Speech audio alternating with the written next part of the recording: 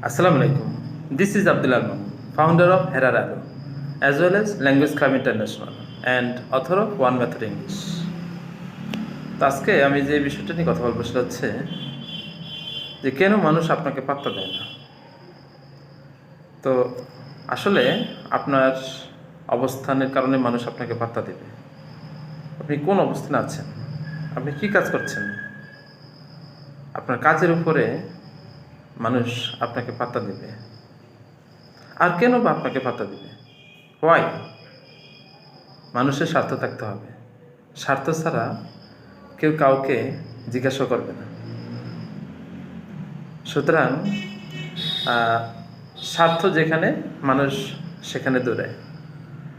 আর আপনার সম্মান আপনাকে আদায় করে নিতে হবে। কেউ কাউকে সম্মান এমনি এমনিতে দিবে না।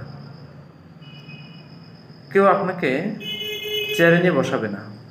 আপনাকে বসার চেয়ারটার জন্য যোগ্যতা অর্জন করতে হবে।